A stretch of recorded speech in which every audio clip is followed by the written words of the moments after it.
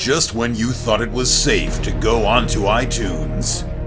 This is Next Level Guy, the only website that makes self-development as fun as going to the movies. It's time to take the red pill and escape the Matrix.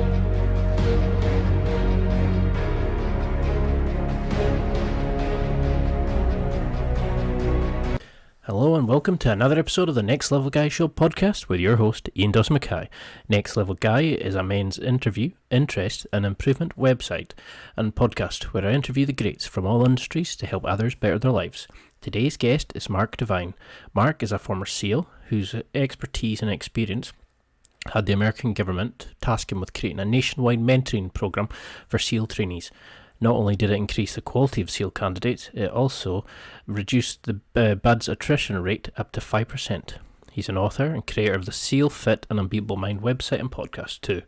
He's an accomplished martial arts with black belts in Sido and Guju-Ryu Karate, a military hand-to-hand combat certification in Scars, and senior ranking in Saito Ninjutsu.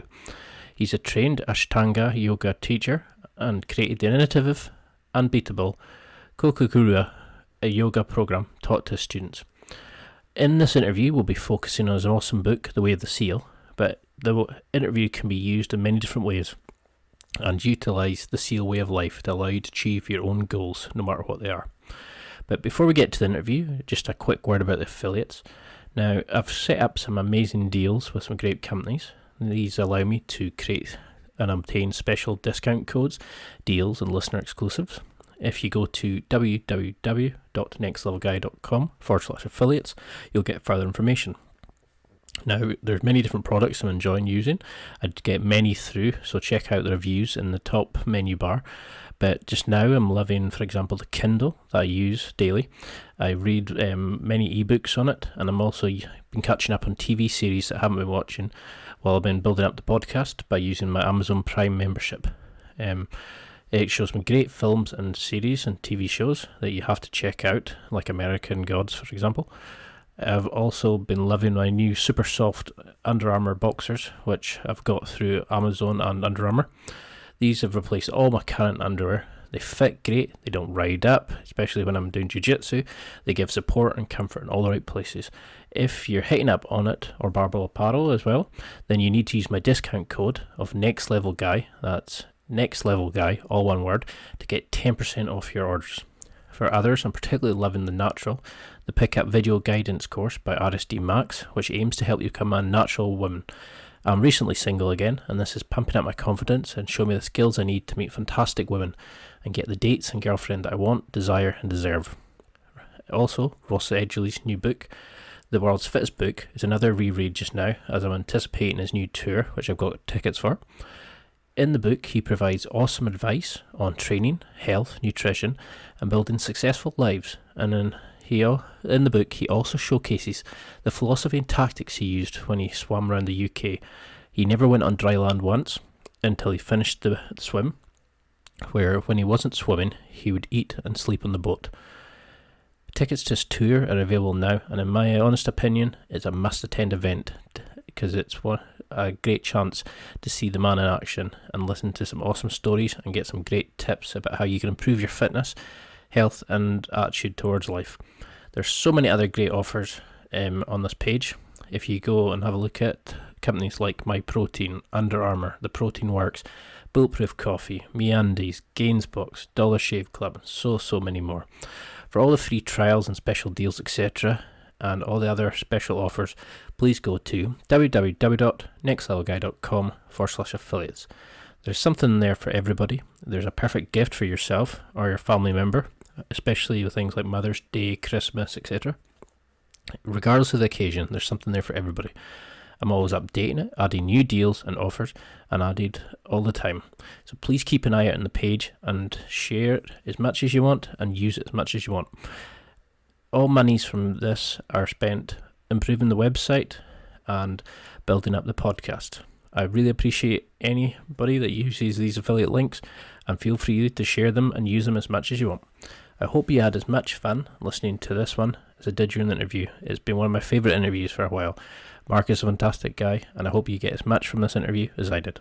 if we met in a bar, if we were met in like a dojo or a training seminar or something like that, and I asked who you were, and you give me a quick intro into who you were and why you're well known, what would you give?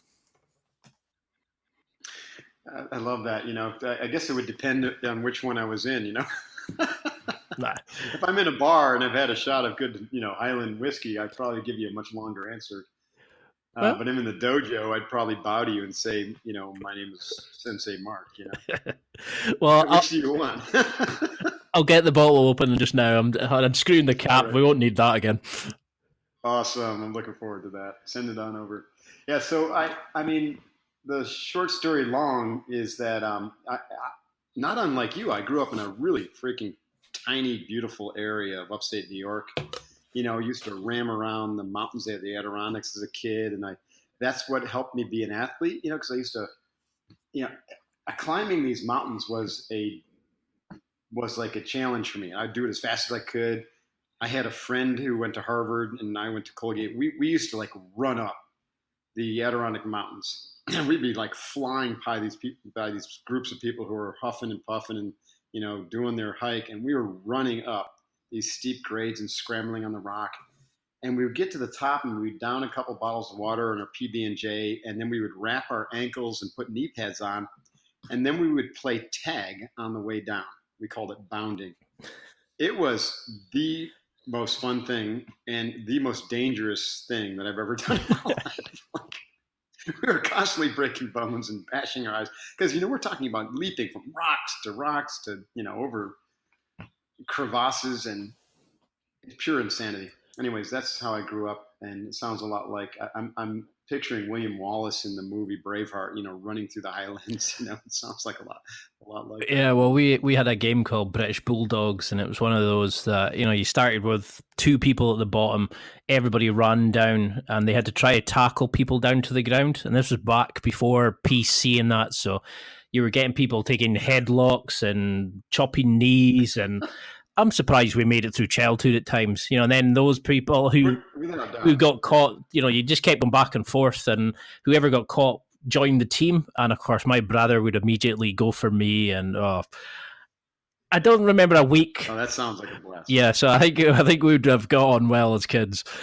So I mean, no question. Yeah, there were plenty of times where I am like super grateful that I made it past 17, because all the crazy things that I did as a youth, how many times I spun my car, rolled my car, ended up in a ditch, or backed out and ripped the door off. That wasn't dangerous, but it pissed my mom off. And then these crazy athletics. It was just awesome, but like kids don't grow up that way much anymore. So it's weird thinking of you like as the rebellious teen, because like when you see the image of you, like the upright seal, like the dominant, the leader, and it's strange to think of you as the rebellious child. Were you always like that as a child, or did you just go through a phase? I definitely had my moments, but most of the time I towed the line. This is like when I was away from the social structure in the family, when I could be myself, I would express myself through these games. And then, I guess the rebellious part was when I got into my late teens, probably my second and last year of high school. That's when I started to act out a little bit. And I think the reason was, I've never really told anybody this, but my parents really had kind of a golden child syndrome where I was the golden child. I was on the pedestal. I was the second one. I was the perfect one, I was good in sports. I was good straight A student, and I was like anointed to come take over the family business. And in turn, my parents sent all of my siblings away to boarding school, but kept me home to the Podunk High School, where the Future Farmers of America was the main club. And I just felt like a fish out of water. And I think I was like bored shitless. And so my only friends would just drink and smoke pot. And I didn't like smoking pot. So I would drink. And, obviously that came with this series of issues. Hence the spinning cars and the ditches, etc. So when did you start? I don't like the term growing out of it, but when did that stop? Was there a turning point that got you into like the SEALs and the military life, or did you kind of just fall into it? No, I didn't fall into it all. There's two kind of turning points, and one of them is really interesting that we're having this conversation because I went to college, and the first couple of years, not much change. I was a competitive swimmer. I was in a fraternity. I toned things down a bit because I had to be much more disciplined. But my junior year, I got into, now this is an interesting story. So I was fascinating with England and London and Scotland, and I learned that there was a study group. And I had a couple friends who were in economics with me, who were fraternity brothers, and they had gotten into this economic study group over to University of Edinburgh. No, I'm sorry, University London School of Economics, and they were going to live in London for 6 months. And I was like, man, I want to do that, but I didn't have the GPA to do that. So I just kept going to the meetings, and the leader, Mr. Honkoleto, the professor, kept saying, "Sorry, Mark, we're looking for top GPAs. Everyone who's applied is a 4.0, and you're like a 2.8."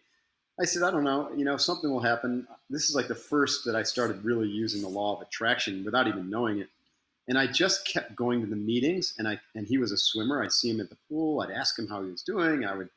I wasn't trying to manipulate him. I literally was in my mind planning this idea that I'm going to go to this thing. And I figured maybe I have a 20% chance of it happening, but I wasn't going to take no for an answer until I got a final no.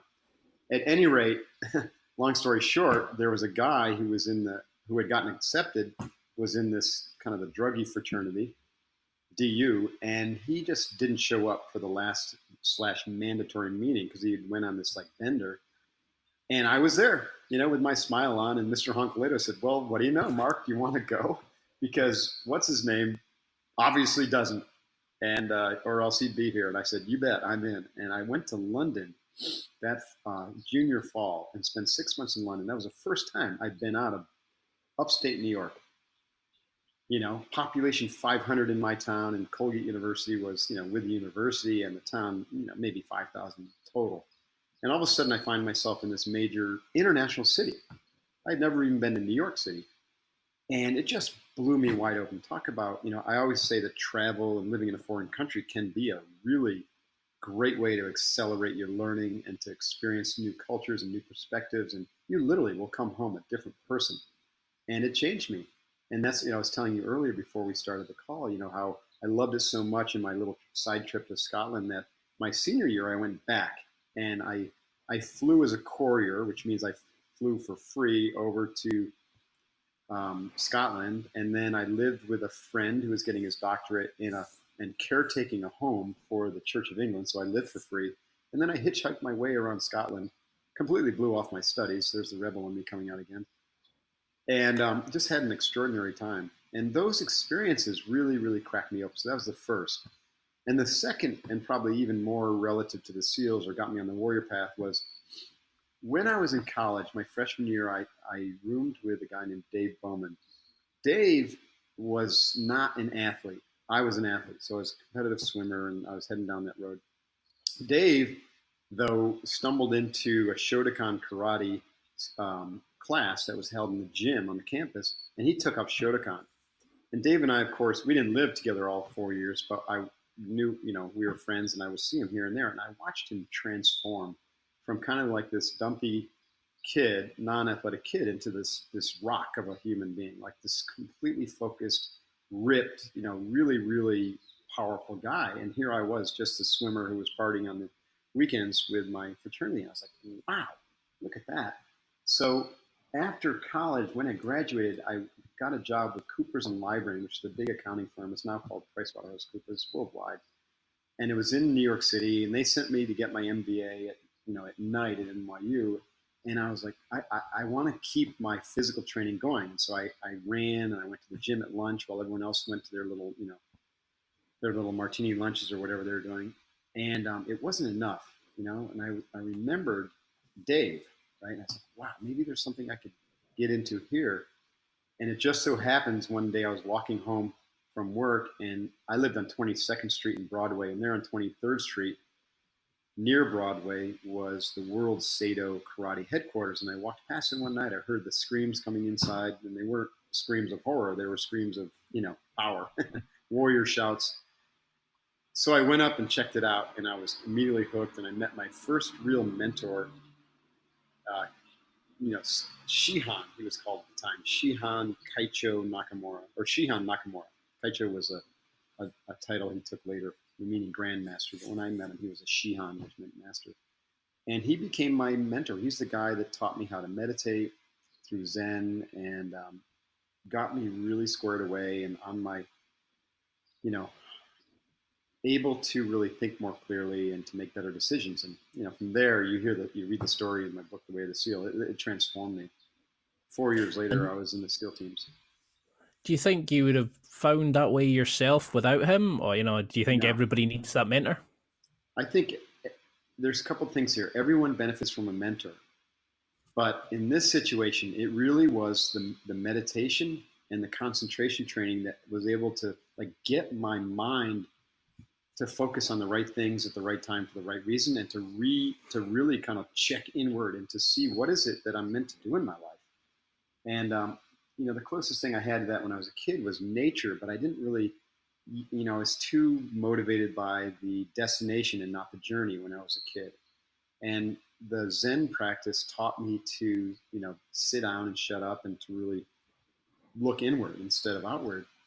And that's practice. It took a period of time, several years, that really got me to examine the stories that I was, living my life by. And those stories were not authentic. They weren't who Mark Divine was meant to be. They were really planted there by my family and by my culture and the things I experienced.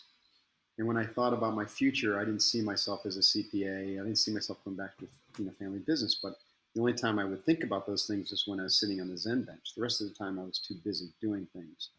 So the mentor is extremely helpful, but the silence can be your mentor, is my point here.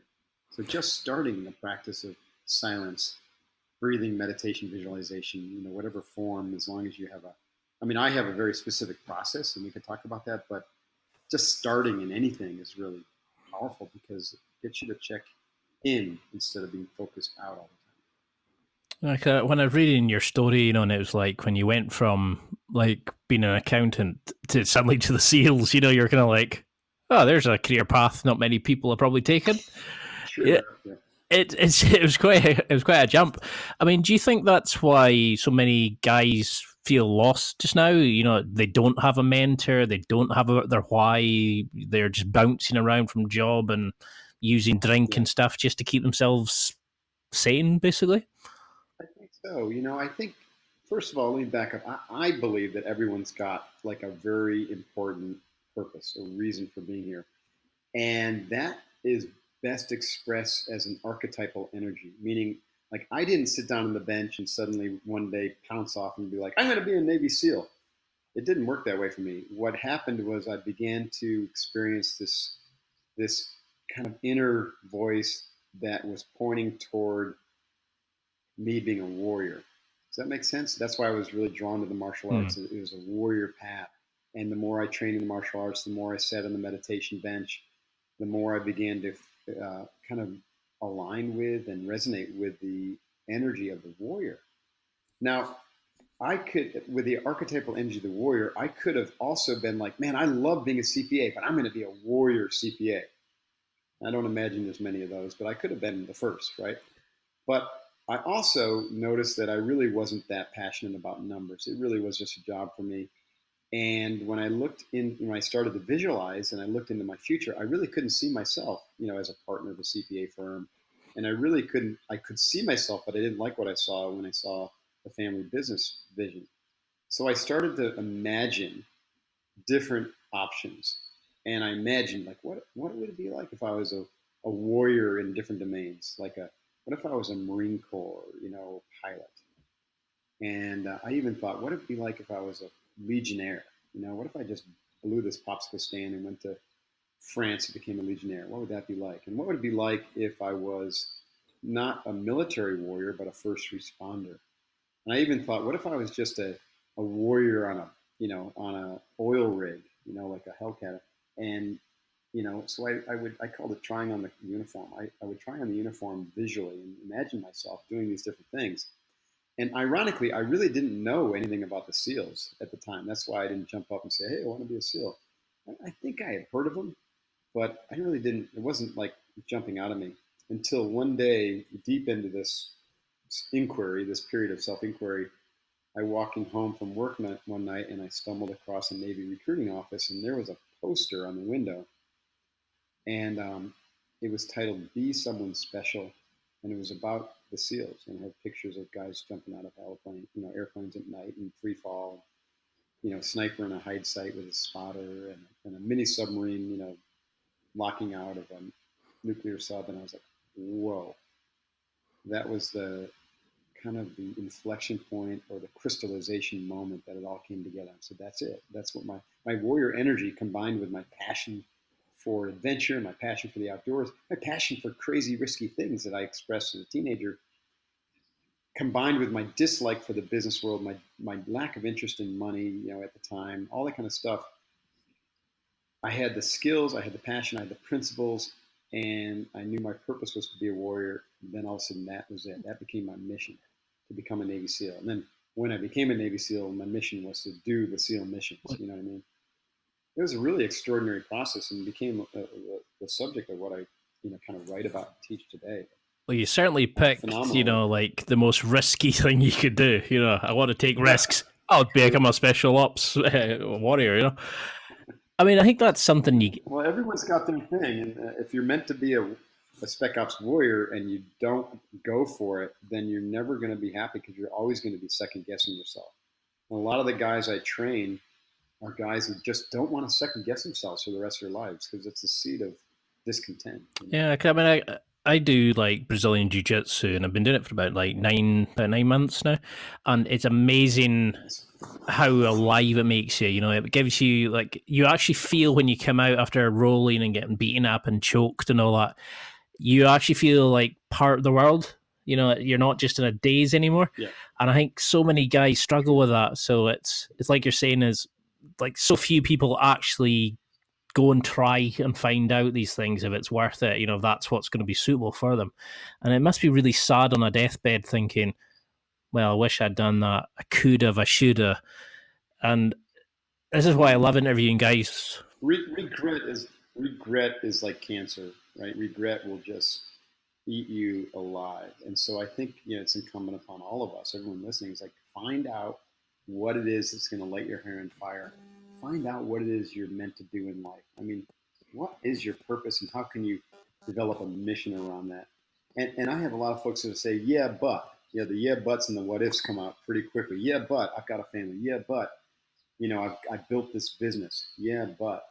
And I say the same thing. I'm not asking you to ditch it all right now and put your family at risk or your employees. I'm asking you, or I'm telling you, that if either you find a way to embed that purpose into your organization or in your job, or start a side hustle that allows you to fulfill that purpose, or transition out of the old into the new. There's 3 ways that I just gave you to align with your purpose in life. You don't put yourself at risk. I'm not recommending anyone just quit their job after they listen to this podcast and go join the SEALs or the the Scottish Special Forces, if there was such a thing. It's like in most pubs, I think. Yeah, the Robos Battalion. No, do it smartly, right? But if you don't do it, you're going to have regrets. That's the point. Yeah, I mean, it's those people that kind of go, oh, but it's okay for you. You don't have a family. Oh, it's okay for you. You're younger, or you're older, or you're more flexible. And I kind of go, it's like those guys that say, yeah, I want to learn a martial art, but I want to lose weight first. Yeah, you think, totally. No, that's how you lose weight. I used to have people say that all the time with SEALFit. My first iteration of my training business, I was like, oh man, that SEALFit looks fantastic.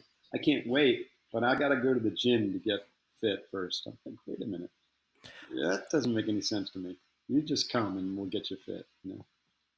Yeah, I mean, was that why you went down the road of writing the book? Was it you just wanted to get this out there, or was it the point of you wanted to make a manual for yourself and help other guys find this? Because that's what I like about it, is it's not one of these up in the air books. It's, when I read it, I was so chuffed at like how it was actionable. There's concrete action steps. It was like you were talking to the inner young guy in everybody, and just sort of saying, this is what you do to get to A, to B, to C.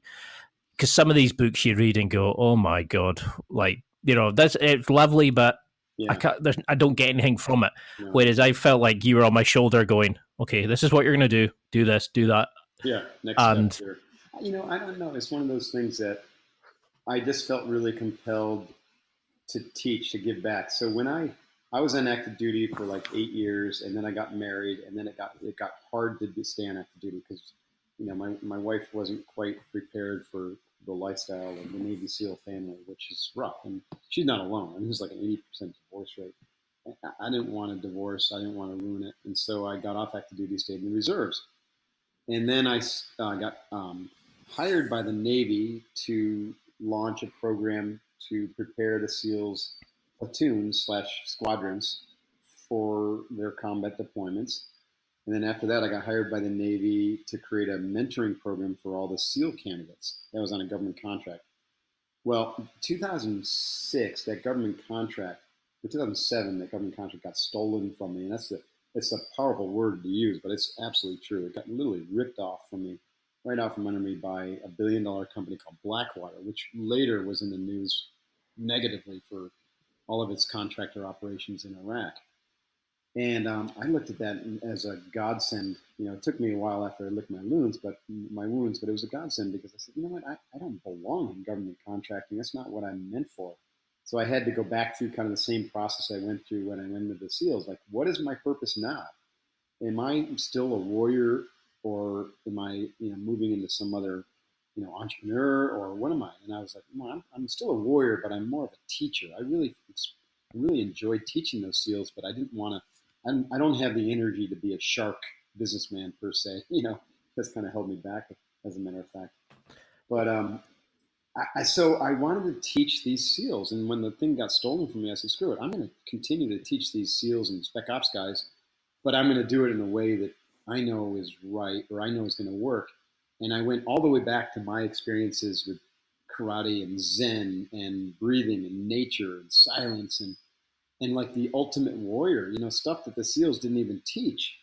But we know from, thousands and thousands of years of warriorship that they work to create a more integrated and powerful warrior. And so I started teaching SEALs yoga, but I could never use the term yoga. And so I just broke it down into its component parts and started teaching them breath control and visualization and concentration and awareness development, and also how to find purpose, because I've had a lot of people come to me. It's like, I want to be a Navy SEALs because they played the video game, but really they had no business doing it, right? And so I began to build the languaging that you read about in the way of the SEAL. And so I was just kind of minding my own business, and I was working on the manual, which I called Unbeatable Mind, which is now a book. And then I had an agent call me and was like, "Mark, we've been watching what you're doing, and it's amazing, and we want you to write a book about the way of the SEAL." What he meant was the way of the warrior, but you're a SEAL, so let's do the way of the SEAL. And I'm like, done.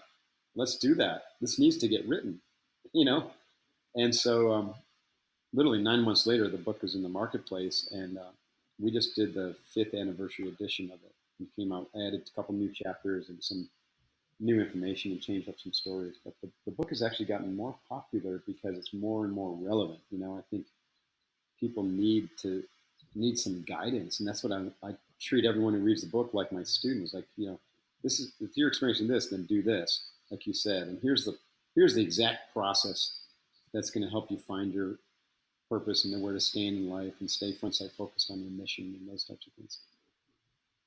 yeah, I mean, it's a fantastic read, and I always gauge books by how engrossed I become in them.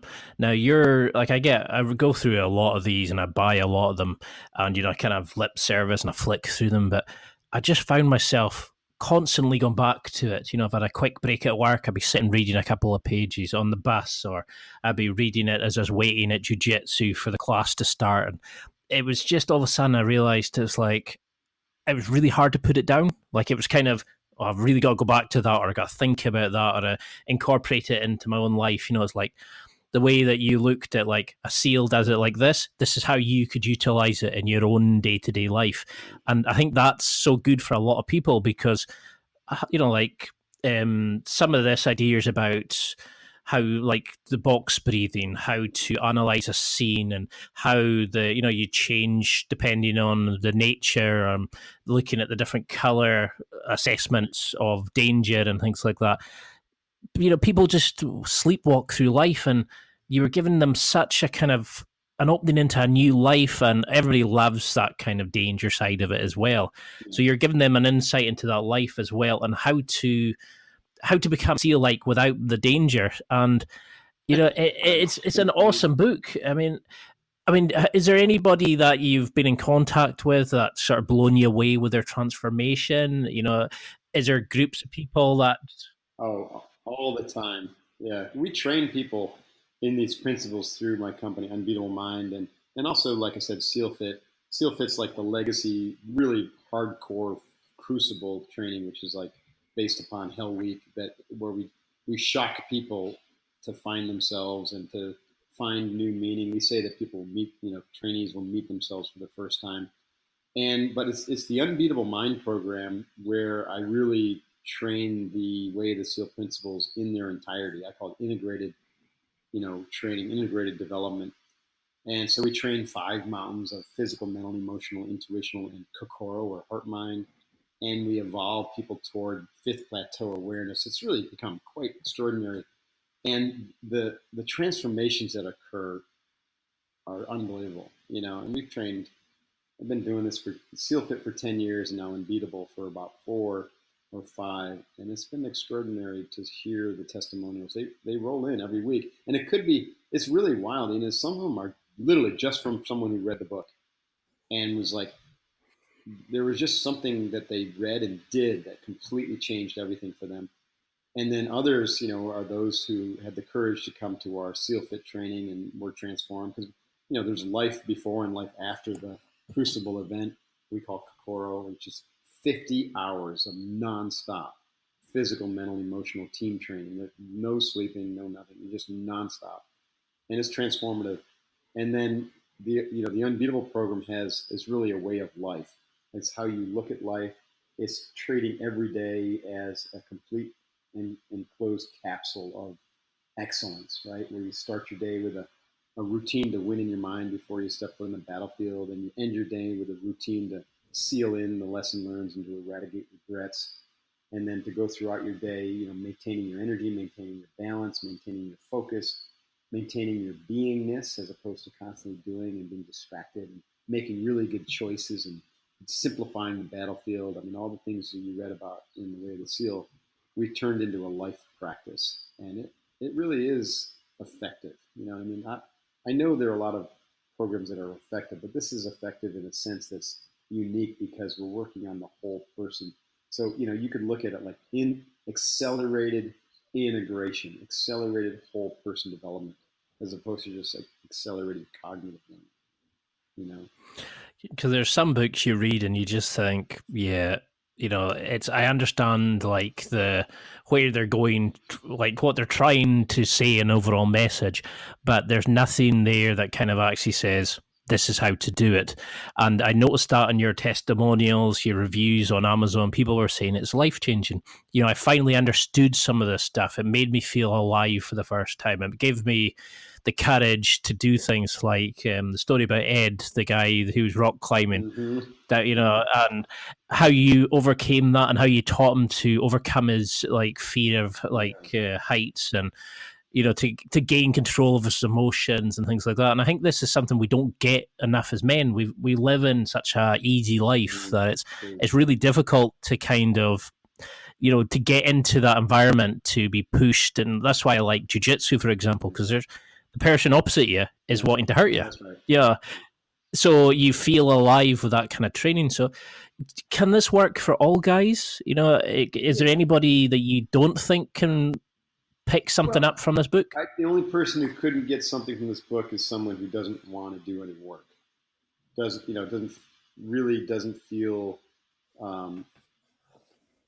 that thinks that they're going to do it by just reading, learn by just reading, because that's just one dimensional. You read something and you learn a little bit, and you probably remember 1 to 10%.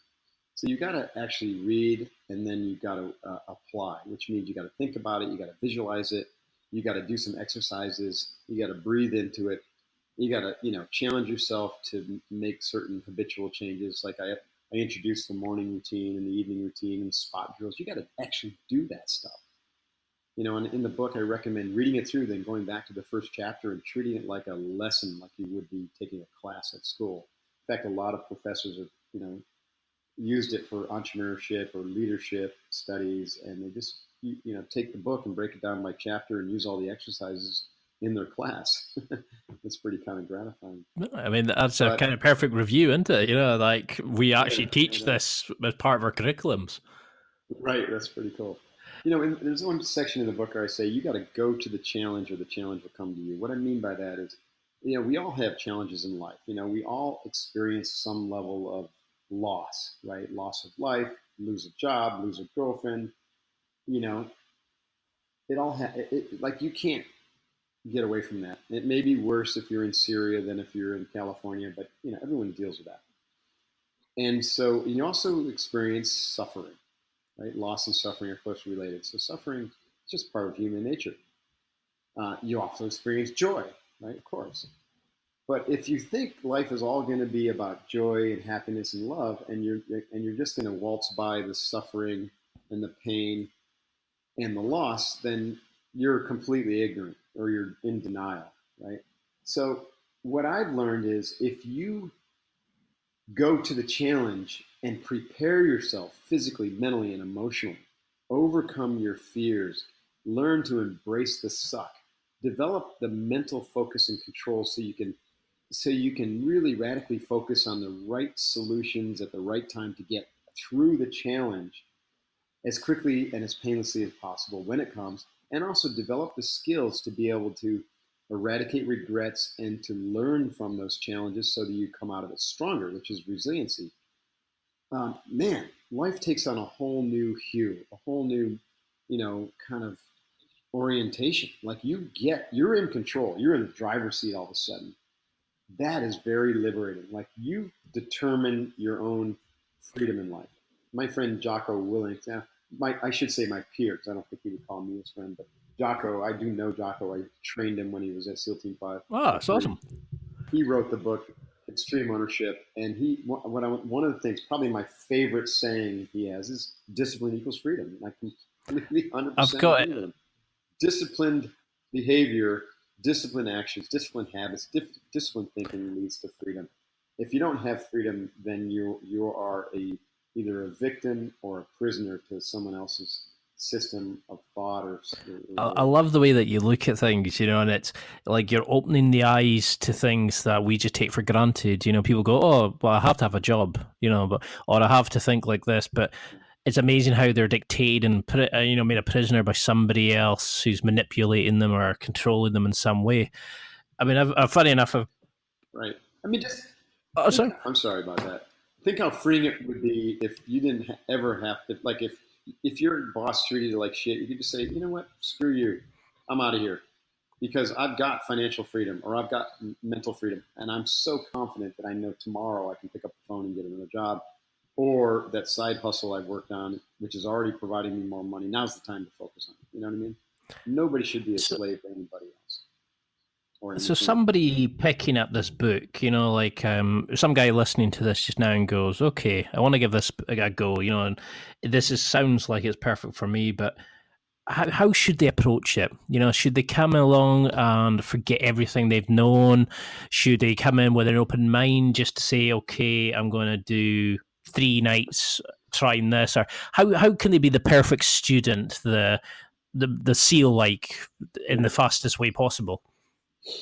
Well, I would say, approach it with a beginner's mind. Be like, okay, since Ian liked this or thought it was good, and this guy obviously sounds like he knows what he's talking about, and he's a Navy SEAL with an MBA, CPA, he built several businesses and trained thousands of students. Maybe he's got some knowledge that he can transfer. Like there's some real authenticity, and Ian says it's good shit. Okay, so start there, but clear your mind. Begin with a beginner's mind. You don't know anything except what you think is, true. All of us, including myself, are rehashing old information over and over And if we don't just learn to dump that and begin again anew, then we don't leave room for new information, new ideas. And I think that's kind of the wellspring of life, is to kind of empty your mind every day and then fill it up with new interesting concepts, even if it's the concept you've heard before. But because you've emptied your mind and you're a new person today, you're looking at it fresh and you see new distinctions, or you understand it differently.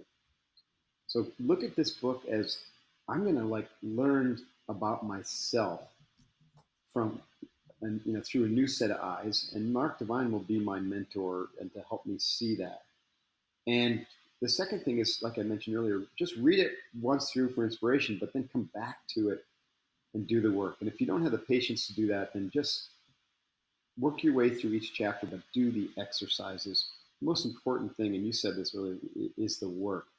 The exercises, the visualizations, the breathing, the things I asked you to do, like putting together your integrated development plan.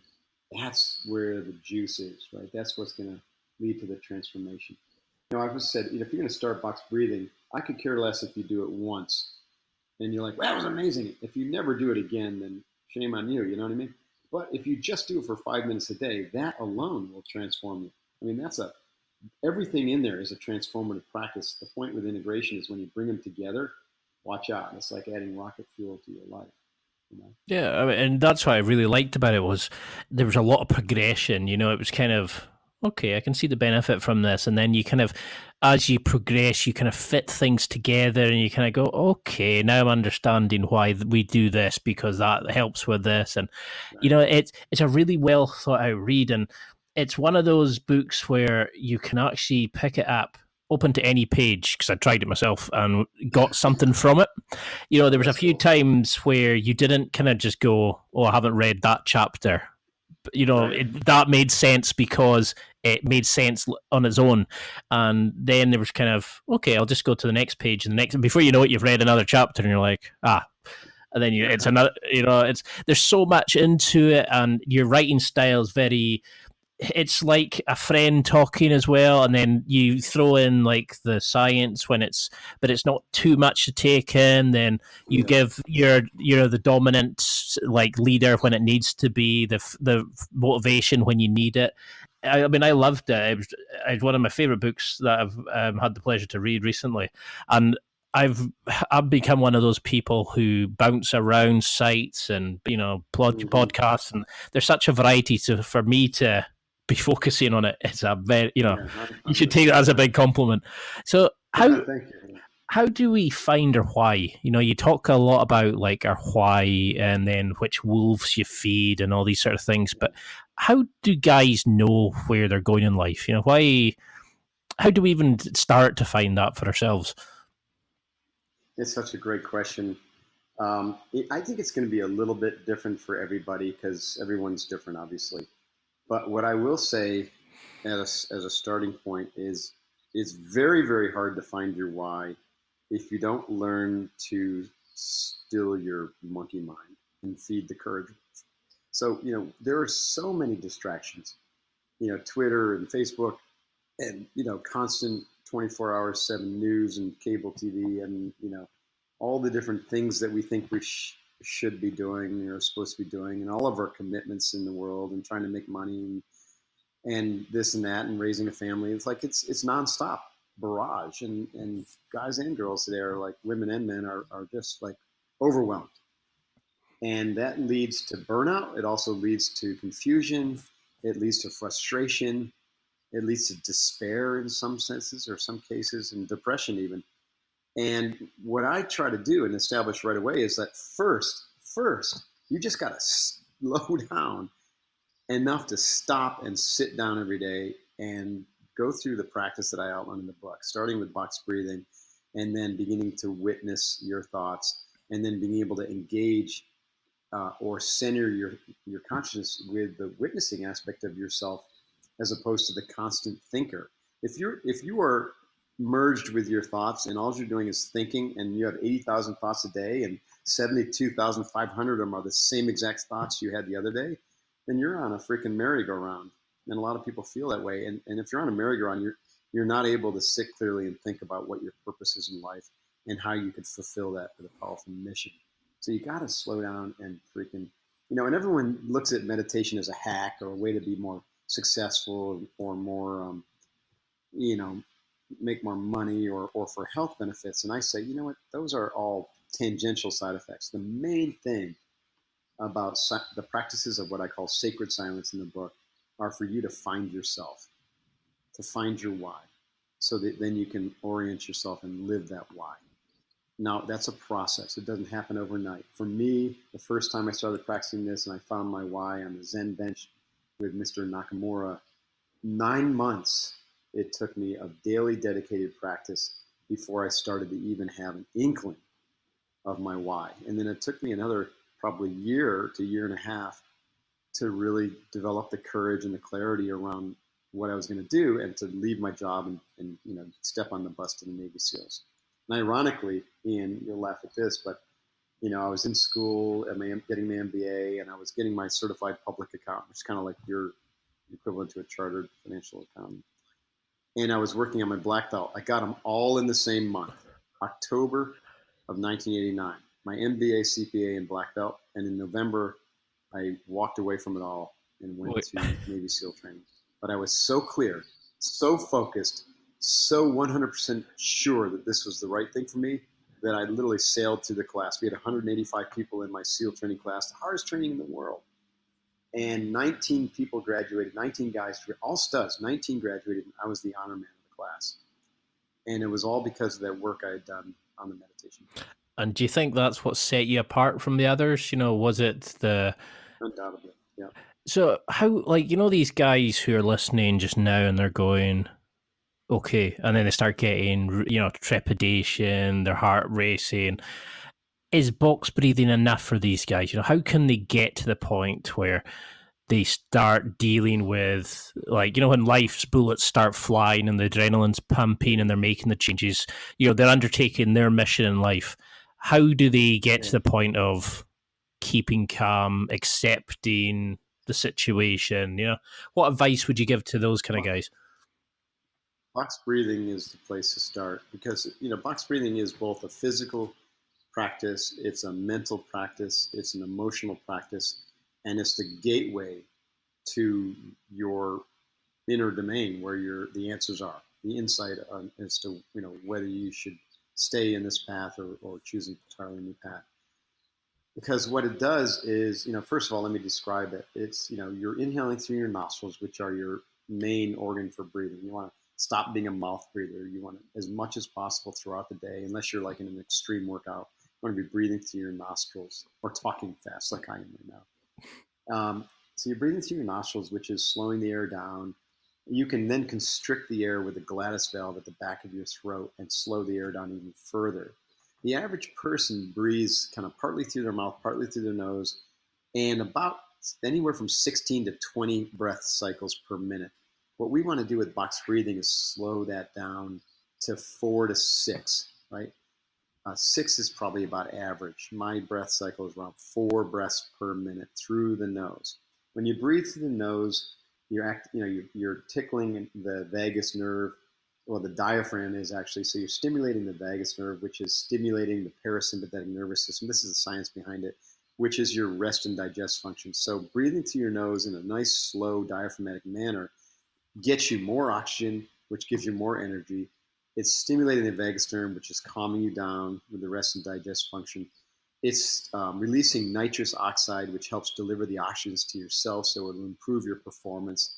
And best yet, it is the bridge to mental focusing, because what it's going to do is get you into, from a gamma, out of control feeling mental state down to kind of a low beta, high alpha, which is very, very calm. The state of mind associated with, deep creativity or concentrating on a task or, even light meditation. And so just this single practice done for a minimum of 5 minutes a day, and I recommend 20, I do it 20, will have an unbelievably powerful effect on your physiology and your psychology and make you more calm, more balanced, more able to see clearly what's going on in your life. So you'll make better decisions. And, from there, the other skills kind of come into play. So that's the place to start. I mean, it's scary that, just you saying that, there'll be people going, oh, 20 minutes, I don't know if I could do it for that long. We're in that society of instant gratification. And I mean, when I first read that bit of the book, I was like, okay, I'm going to give this a wee practice. And it really does work. It just, it's like a calmness and a serenity kind of came over me. And I even try it when I'm in jiu-jitsu. It's maybe not always as effective when somebody's about to mount you or, It definitely. Well, we call that's the difference between tactical breathing and box breathing. So let me describe that. Box breathing is really best done as a practice, kind of like a seated meditation or sitting in a chair, straight spine. You can also do it kind of like when you're doing something mundane, like driving the car or standing in line, although you're going to mostly just get the physiological benefits. You won't get the mental, emotional, psychological benefits. But like my point is, you can do it all day long if you're not in a fight like you're talking about. But like SEALs, when you go into a firefight or if you're huffing and puffing, what we try to do is maintain that nice slow rhythm, but we don't hold the breath at the top of the cycle and the bottom of the cycle. So we just drop those, and it becomes a 2-part tactical breath. Just deep, slow inhale, do a 5 or 6 count, and then immediately into the exhale. Right, so that's what you're really doing in jiu-jitsu. Holding your breath might be a problem, especially if someone puts a hold on your diaphragm and at the wrong time. You know what I'm saying? Because there's times the emotions raging, and I thought, okay, I'll try it. And it was working for a while, and then I might have just underestimated the opponent and had to quickly tactical breathe my way out of it, shall we say? Right, exactly. But I mean, this is the beauty of it. It ties in. There's a story you talk about where the team's out and maybe the guy at the rear starts sensing something's wrong. So it links into about how to become more aware of what your body and your mind's trying to tell you. Then it's on about the different breathing as you analyze the colors. Like you range the dangers using the color system. Mm-hmm. Then it's how you guys would then deal with a situation and control the nerves and get ready to action, etc. It's amazing. It's a good how you use stories that really kind of resonate with the reader. Mm-hmm. I mean, something I really enjoyed was the bit about the different wolves in your mind and your life. Can you go into a little bit about that and how? Because I don't think a lot of guys really understand how they're feeding the negative side of their life. Yeah, that's great. So what you were first describing is this kind of the attitude of the sheepdog. And the sheepdog, so there's 2 metaphors to work with. One is the wolves and the other is the sheepdog. The sheepdog is obviously, and you guys know this up in Scotland better than we do here in the States. It's the dog that is kind of bred epigenetically to protect the flock. And so it becomes the eyes and the ears and in a lot of cases the teeth of the shepherd, because the shepherd can't be everywhere, watching for the wolves who are lurking to take down the weaker sheep trailing behind. So we use that metaphor for protector, the attitude of the protector, and it doesn't have to be someone in uniform. I'm talking about the attitude, right? And I say everyone should develop different archetypal attitudes. We've already talked about the warrior and the leader, but the sheepdog is a powerful one too. If you want to learn how to protect your family in a crisis, with all the crazy things happening in the world. So the sheepdog lives by a system where they're always at a heightened sense of awareness, but it's a calm awareness. And we code that with the color yellow, which is based upon Lieutenant Colonel Cooper's color system. He was an American military guy who kind of coded these colors. So imagine white being complete ignorance, like you're the sheep. Well, if you're not the sheep and you're sheepdog, then you're never in white, because white could get you killed, or someone could get killed and you can't do anything about it. So you want to be in yellow. Yellow is always scanning the environment, always aware, box breathing, tactical breathing, being in control, but you're going about your day. You're not sneaky peeky about it. You're not weird about it. You're just going about your day, but you're always aware. And some of the choices you make reflect that awareness. For instance, I'll go into a restaurant and my wife knows, do not sit in the chair that has its back to the door, because Mark is going to want to sit there, so we can kind of scan the restaurant and make sure that if someone barges through the door with an AK-47, he pulls his family to the floor before the bullets start flying. That's just part of being a sheepdog. And then orange is like the state of awareness where you don't seize up in fear if that guy does charge through the door. You know what I mean? It's not like, holy shit, we're going to die. It's like, no, you calmly pull your family to the floor. And then it's likely that since no one else is doing anything, you're low crawling over and taking the guy down, right? That's orange is like threat identified, all your consciousness and your awareness collapses to the threat. And then red is like action. That's the taking the guy down. It's like, I got to take action. You think about it, if more people had this attitude, then all these crazy first-person shooter type people wouldn't get away with what they were getting away with. Because as soon as the gun came out, someone would pounce. My best example of that is the two guys who were on the train in France, I think. Maybe it was Germany, France or Germany a few years ago, who noticed something suspicious going on with this, with some of the Middle Eastern look. Oh, the guy. He was outside the toilet, and he recognized the sound of the AK-47 being put together. The round being chambered, or the magazine being seated, and I think they had seen them go into them, and so they stood up to be like, "Hey, something's going on. Let's stand by the door, just in case." And sure enough, these two guys come out with weapons, and they take them down. Like, they didn't wait for these guys to start shooting. They didn't, cower in fear. They didn't wait for the security or someone else to handle it, which means that they would have probably been dead, or there would have been a lot of bodies. Can you imagine if those guys had gone through that train just picking people off? It would have been just a horrific disaster. That's what we mean by sheepdog mentality. All guys listening to this should be sheepdogs, especially if you have a family or you're responsible for employees. I just can't imagine, standing by and letting anybody get hurt if I can do something about it, even at risk of injury. I mean, and then, well, I mean, that's the thing, isn't it? It's like, how many guys do you see head down, looking at their phones? How many people are aware of their situation? Like, the situational awareness is terrifying in some people. They don't even notice guys coming up behind them. That's why pickpockets get on so well in some of these cities. True. Yeah, it's easy. We become easy targets because of the distraction. Everyone's, the distractions are enormous, which is the other thing you kind of talked about. Like, it is easy to get sucked into your iPhone and your Twitter and message and Facebook. You need to develop a practice about keeping it simple. Sally I actually use the term keep it simple stupid, but I soften my tone a little bit sometimes. You got to keep it simple and declutter your environment and learn to scan for threats, but, don't walk around like a doomsday prepper every day. Just, live your life with optimism and abundance, feeding the courage wolf. So that's the other piece. That's the second metaphor, is like, I believe this came out of the Native American culture, and there's probably other versions of it.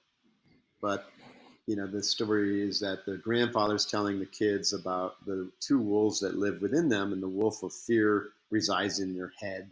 It's always thinking about, what people think about them, and it's judging and critiquing and analyzing and compartmentalizing and taking in all this information, which is fear-based, like we're talking about from news media and whatnot. And then there's the wolf of courage, which lives in the heart. And the wolf of courage, really only experiences love, expresses connection, expresses appreciation, all the kind of positive emotions. And oftentimes the head overcomes the heart because, we haven't learned to get out of our heads. That's where meditation comes in, and these practices in the way of the seal. You got to get out of your head to get into your heart until they merge together in action. That's the concept of Kokoro that I talk about.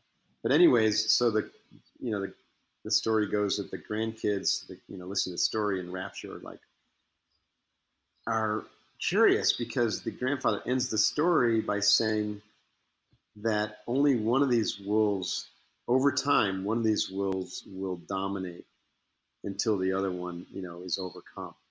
And they're like, wow, are they fighting each other? Is what the kids are thinking. And so they say, are they fighting each other? How do we know which one wins? And the grandfather says, the one that wins is the one that you feed the most. And I love that. And so I use that. It's like, let's start a practice, turn that into a practice every day of feeding the courage wolf. In my Unbeatable Mind program, I have people set their alarms or, put a rubber band on their wrist, and whenever they look at it, they look at it and it triggers that question. Am I feeding the courage wolf? And then that becomes a witnessing practice. Like, what are my thoughts right now? What's the energy? What am I doing right now? And 9 times out of 10, like, you're doing something that could be negative, right? Or it's giving you negative energy, or you're allowing negativity in by reading something or listening to gossip or thinking negative thought or thinking something fear-based, like I can't do this or I wish I had done that. So anytime you notice or you witness that, then you have to interdict it by saying, no, not me, not now. This is not who I am. I am courage. I'm feeding the courage wolf. So you redirect it to powerful statements, powerful internal dialogue. And then you maintain that courage wolf feeling and state of mind with a mantra, or a jingle. My favorite, and I was doing this all throughout SEAL training without really relating to this story, but my mantra jingle in SEAL training was, I'm feeling good, I'm looking good, I ought to be in Hollywood. I'm feeling good, I'm looking good, I ought to be in Hollywood. And I would go through a 12-mile blistering run with that going through my mind incessantly. And what it did is it led to such a deep state of focus and concentration that I entered a flow state really pretty quickly. I call that a flow state activator, right? A mantra is a flow state activator. There's other ones, but that's one of them. And it had the double whammy effect of it was super powerful. And when I said those words, it meant something to me. I had an image of myself. The feeling good, looking good, ought to be in Hollywood. Mark Divine looked a special way, And man, I would just dominate, when I clicked into that. And I would watch people fall behind, and it's because they were feeding the fear wolf. They were going like, holy shit, this guy's going too fast for me. I don't think I can keep up. What happens if I fall behind? I might get the goon squad. That's going to, ruin my whatever. I'm going to be going forever. I don't know if I can make this. And that's all, feeding the fear wolf leads to quitting, right? Or at a minimum, it weakens you. So we want to feed the courage wolf. I love that. Yeah, I love the way that you you utilize it, and it shows in your character. I mean, would you become that version of yourself when you were doing the run, or would you just aim towards that person? How would you use the Hollywood Mark Divine? Yeah, I think you aim toward it because, I have a little section in the book where I call see it, say it. No, say it, see it, believe it. Say it, see it, feel it, believe it, right? So the saying it is the internal dialogue. Feeling good, looking good, ought to be in Hollywood. It's one dimensional. It's still better than saying, I don't think I can do this, right? I suck. It's way better, obviously. So we want to have a positive internal dialogue. And, for me, especially when you're doing something hard, I just liked having these jingles or songs. That's why the military has jodies, right? The songs, right? And the SEALs, we all had our jodies. And so when I wasn't doing the jodie, I would go back to feeling good, looking good, ought to be in Hollywood. But then you want to see it in your mind's eye. So like I said earlier, so I had an image of who I was becoming. And maybe it didn't match who I thought I was when I looked in the mirror, but maybe other people saw that. But I always thought I could be better. Right? So this is kind of like your self-image or self-esteem. I always, including today, I always know I can be better. I can fulfill more of my mission. I can serve more people. There's a more complete version of myself. I can never stop working toward that. It's a lifelong journey. So that's the part where you see yourself as capable, as worthy, as the person who is worthy of being in Hollywood, even though I really didn't want to go there. And, I never manifested that, although we've been in a lot of TV shows and stuff, but I'm not a Hollywood guy by any stretch. I had no interest in that. My point is that it meant something to me. And then over time, when you start to see something and say it, you begin to feel it, right? It begins to override any emotions that might contradict it, such as, low self-worth or a subtle feeling that maybe other people are better than you, or maybe you're on the wrong track. Well, if you say something positive that's meaningful and you start to see it in your mind's eye that you're becoming this person, eventually you're going to feel it. And we call that transmuting the energy, the negative to the positive, the fear to the courage. And then, over time, you just become this new person. Like, you literally can transform yourself. They say all the cells in your body are brand new every few years. Well, your entire psychology, mindset, stories, belief systems, they could also be new every 3 to 5 years. So why not make that new better instead of worse? Yeah, that's an amazing way. I mean, I've not really thought about it like that because you mentioned in some videos on your site and that about how negativity destroys you, and how you can overcome laziness by like competency training and stuff like that. But you have these guys who they cling to a story. It's how they identify with themselves. It's how they feed the negative wolf, the bad Right. wolf, and it's a sad way to live, to think that maybe later in their life they'll suddenly realize that they could change. Maybe they just get a copy of your book and they see where they've been going wrong. I mean, do you think that there's, like you mentioned about the 3 pillars that every guy should live towards? Can you go into a little bit about that? Well, I think you're referring to the fueling and breathing, the fueling and movement, right? And Yeah, I sleep and mean, recovery. this is The where three your pillars. book drove me crazy, because there must have been about Yeah. 50 to 60 different ways I wanted to take this interview. There were so many things. Like, I haven't even started on the leadership or the physicality stuff or the Right. mindset as much, or the diet or the spirituality. So, I was just kind of going, oh my God, how do I fit all this into one interview? So, I mean, I would, Well, we'll have to do another oh, interview. we'd have to do about 6 the way things are. But I mean, there's like they were talking about the 3 pillars. I think is it design, deliver. No, I can't remember. But I mean, there were so Oh, many different things that's coming out of my head. Going, oh, that's amazing. I've got to ask about that. Got to ask about that. And I think there's something for everybody in the book. I mean, if you were listening, and some guy just now was saying, yeah, but what do I need? What's the minimum I should start with? Is there a change to their diet they should make straight away? Is there fitness, benchmarks they should aim for? What would you want somebody listening to this in 6 months to achieve? it's such a great thing. I do believe that there's four kind of like really core things that we want to work on, and they're difficult to benchmark because I think that it's one way you could approach this. Hey, let me give me a simple fitness regimen. Tell me what to eat. Um, give me the box breathing practice, and off I go. And I guess what? That will be transformative for sure.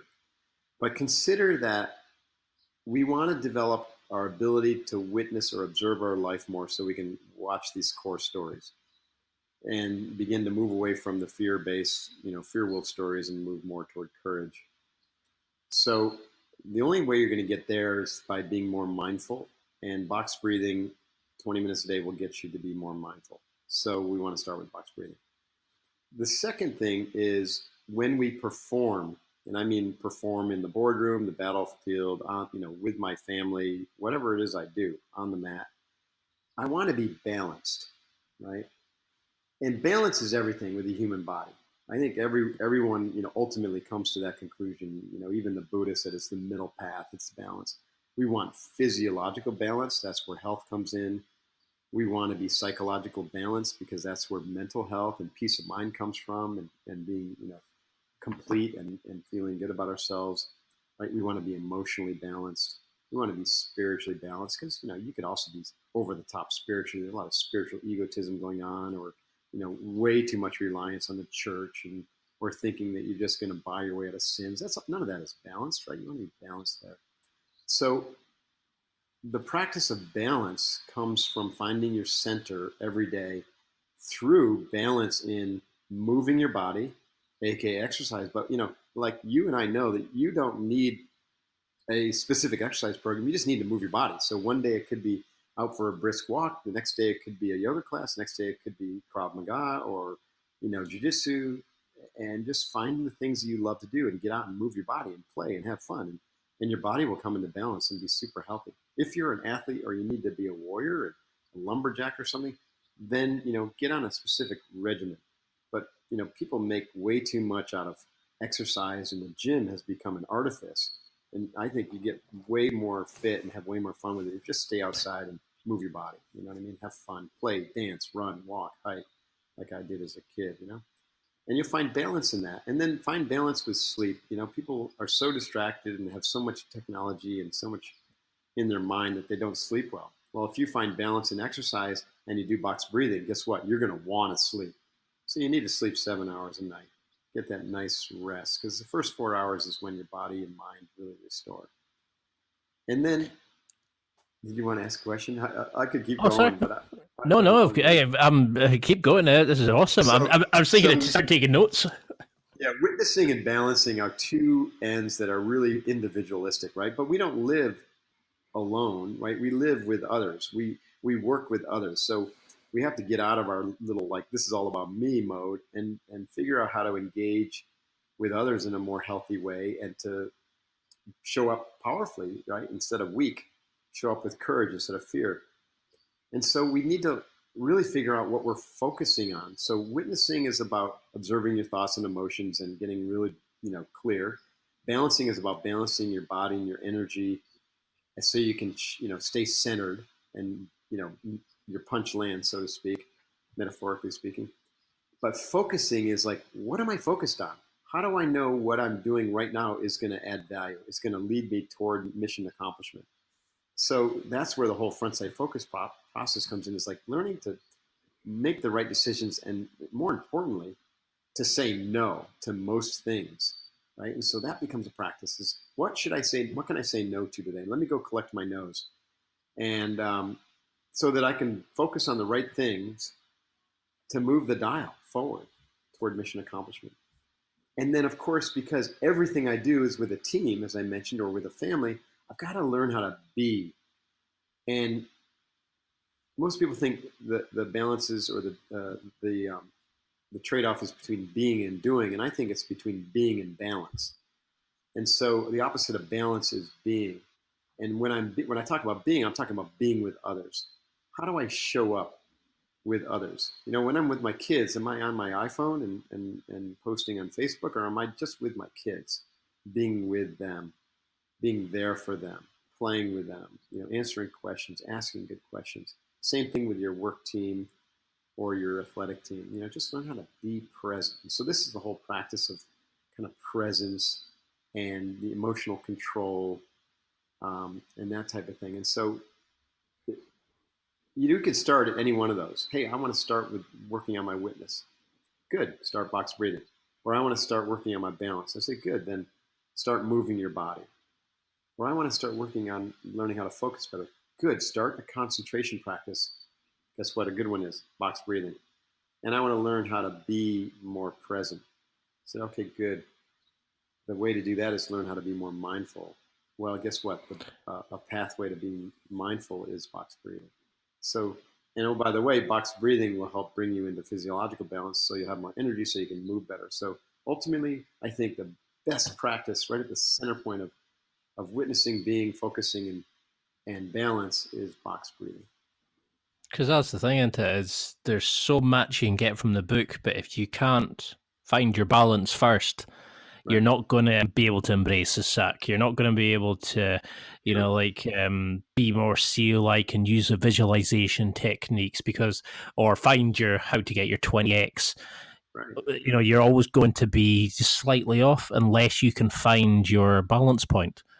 So I think Right. that's definitely something I would recommend anybody reading the book. I mean, there's just so much to take from it that I think it needs to be read through a couple of times as well. But it's one of those, you should do the exercises, not just read it, but actually get up and do them, because it's really surprised me how engaging you just want to be with the book. You want to read it in the spare 5 minutes in the bus journey. You get so much from it each time you read it, and you start to understand it on a different level each time.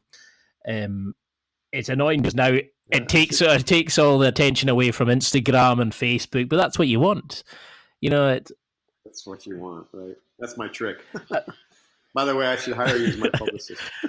Well, I mean, I know we've gone for about an hour and 10 minutes now, and I haven't even started to scratch the surface with some of the stuff I wanted to cover, because there's just so much good stuff from this book. But I mean, I know you're very busy, so what do you want people to take from this interview? What do you want them to have as a sort of go home message? Yeah, I don't know. We've had such an interesting conversation, and I think it's been really important. So you asked such excellent questions, Ian, and it's clear that you're passionate about your own practice, your own development, and your listeners. And Yeah. um, but I think what you just said is critical. Is like do the work, right? People just get by in life. It's equally as important to work on your inner domain where potential is developed as it is to live in the outer domain, which is where you take action in the world. That's the yin and the yang. You got to do both. And everyone in the West for the last, who know, hundreds of years, maybe longer, has been just focused on the outer, doing, doing, doing, tasks and projects and commitments and boards and Mm. degrees. You know what I mean? And it's all doing, and we're so and then for downtime we distract ourselves further by getting on Facebook or Twitter or Instagram. So just stop, right? Just start saying no to like every other thing that comes your way, and say no to yourself when you have the urge to pick up the phone or to turn on the TV, and just start to sit in silence and to breathe. And that's the beginning of transformation. That's what I mean by doing the work. It all flows from there. And some people are scared of silence, and I think that's Yeah. possibly one of the worst ways to live life. They need a distraction, they need a noise, they need a problem. They can't Yeah. just sit Well, and Rome isn't built in a day. You don't become a Navy SEAL by doing a single push-up.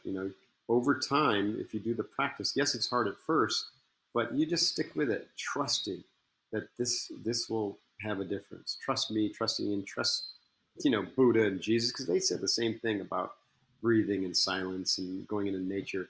It is absolutely necessary for the human being to have silence so that they can, see clearly, they can connect, they can be content, they can be peaceful, they can know what's true and what's right, and keep things simple.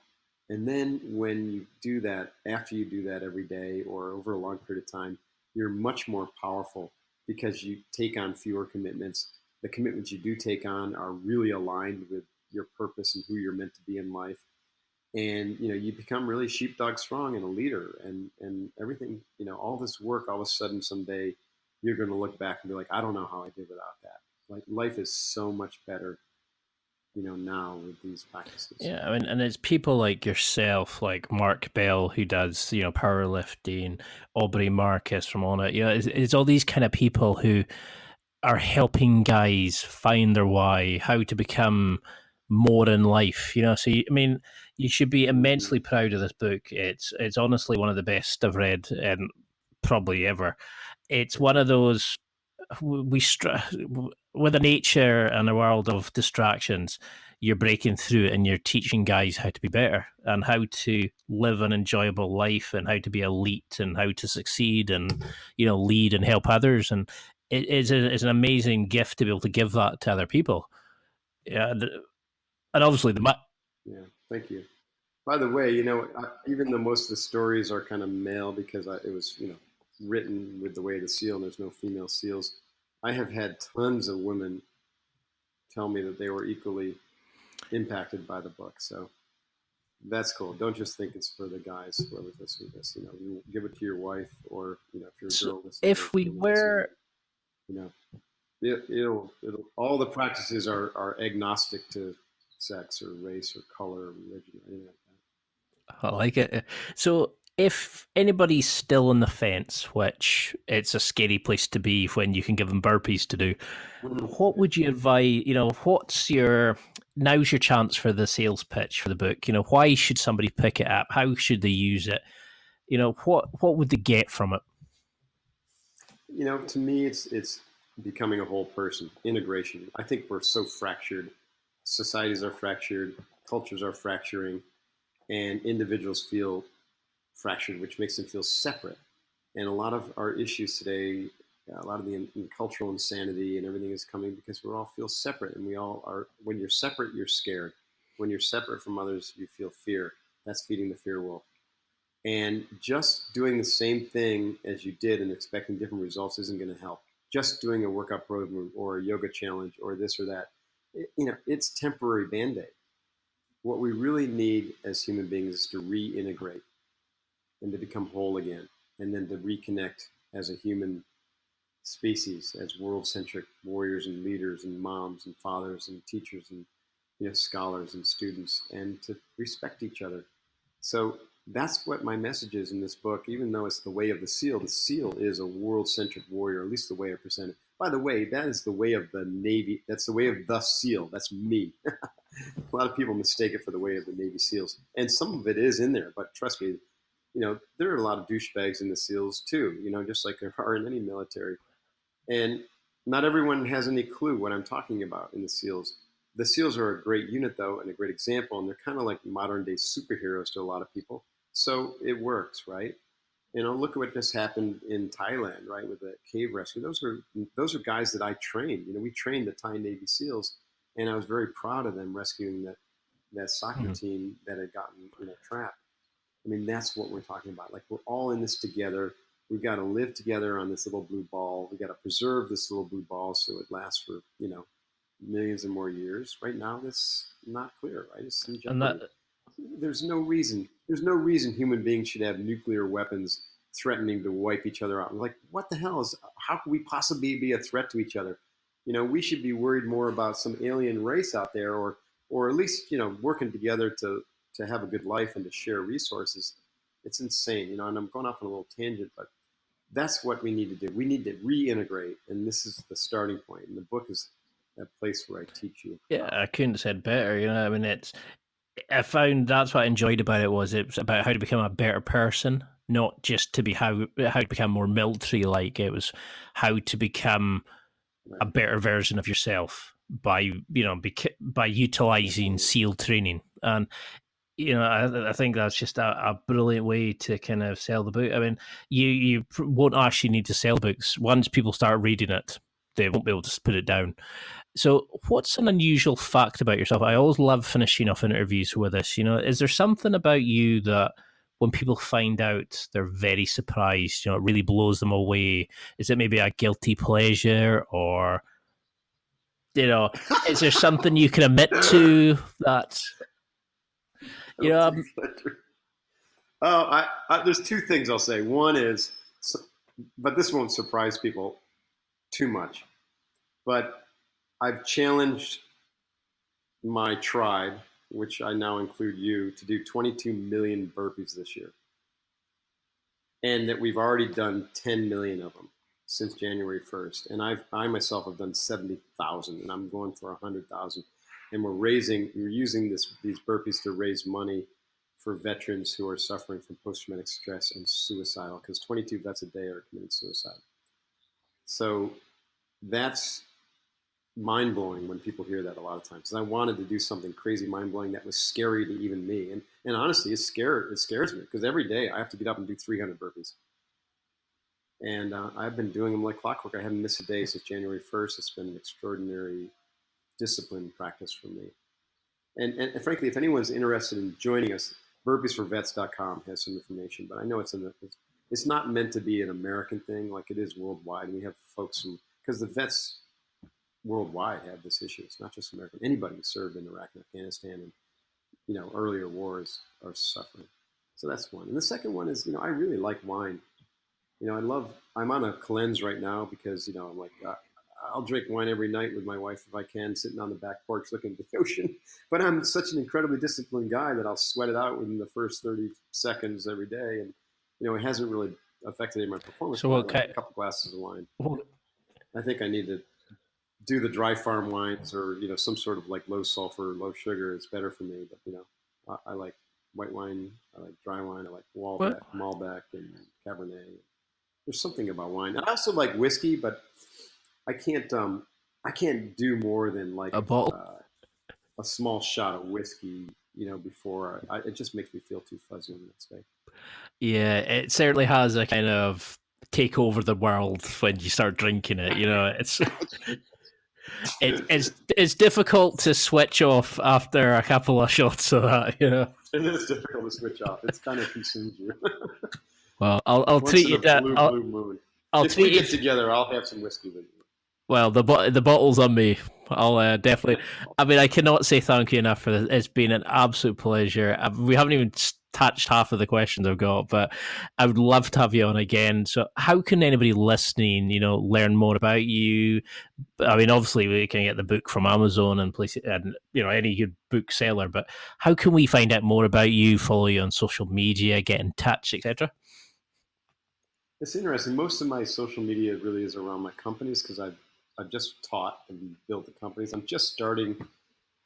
I have a little bit of icky feeling around personal brand stuff, but I've been finally convinced to put up a personal website. It's not live yet, but it will be in a week or two. It's called @markdevine.com. But so if someone listens to this in a month or so, it'll be live, Mark Devine. And we're right like August 10th or something right now. But also, if you're intrigued with a hard physical kind of military themed training, sealfit.com. We got tons of free content there, free workouts, tons of videos, really cool stuff. And that's where you learn about our crucibles. We have tons of people coming over from Europe to do them. It's a long flight, but hey, it's an amazing experience. And then unbeatablemind.com, we have our online training that you can do virtually. And that I just completely rebuilt the Unbeatable Mind online course. It's 12 months long, because it's meant to be a journey. And there's a great community of people who are working through this integrated training, trying to be their best. And there's coaching support and all that. So unbeatablemind.com is probably the best place for the scope of what we talked about today. No, that's awesome. I mean, there were so many questions I had on that, about your podcast. I think we could go for days. Oh, I forgot about that. Yeah, the podcast. You can find the podcast at iTunes. And I mean, I was listening to a few, and then I like the ones where you were kind of like, if you like me doing these by myself, I'll do it. If not, I'll stop. It was just like, I like how you mix it up, and there's so many different topics, and you can actually see like how you progress in your way of looking at life and your outlook on things as you talk to people. You can see your growth and development along that path as well, and it's really interesting to see. Yeah, that has been fun. It's just been like a conversation with the world, you know what I mean? Without any kind of gotchas or formulas. And people really say they like the solo cast because that's where I just kind of riff on really, interesting topics. Or I read chapters of books that I've been writing. And honestly, it's really weird. I wrote an entire book and then just shit-canned it because I just, couldn't figure out how to fit it all in what I wanted to say. And so I went back to the drawing board. But all the podcast listeners got a piece of that. And now I'm introducing the book I'm calling Launch. That title probably won't survive, but it's really for millennials to find their bearing and purpose in life and to use these skills. So I'm hoping to get that. I've got St. Martin's looking at the book right now to see if they want to pick it up. I think they will, and get that into the marketplace by the end of the year, or probably first quarter of next year. But I'm rolling that out on the podcast too. So you get all this stuff, I give away so much free content because I love it, but it's kind of like hurt my business a little bit. But other people have taken like chapters of The Way of SEAL and turned them into courses and sold them probably way more than I have ever sold anything because I'm so busy. I don't really focus on that. At the same time, we do it better than anyone else because it's my stuff. It's our stuff. You know what I mean? I think that definitely comes across in your material. You can tell you're doing it because you want to help people. You're not doing it just to make a money out of it. The fact that you're still involved. You're not just getting people in franchises. You're actually you're leading from the front. You're jumping in. You're doing the the burpees. You're pushing other people. You're showing them the skills. You're being part of the team with them. Right. It really demonstrates that you're a man of your word, and I think that comes across, and that's why you're helping so many people transform, and it's an amazing thing you're doing. That's awesome. I really appreciate it. I mean, I know we're way over how long we planned, but so I'd love to have you on again. I cannot say thank you enough for this. It's been an absolute pleasure to speak to somebody like yourself, and I cannot wish anything but success. You're changing lives, and it's awesome to see the success, and rightly so. Thank you, Ian. Man, it's been a really, really fun call. And love to do it again. No worries. We'll get some booked in, and I'll talk to you soon. Appreciate it. That's it for another week. Thanks for listening. Absorb it, practice it, use it. Until next time, keep trying to hit that next level in your life.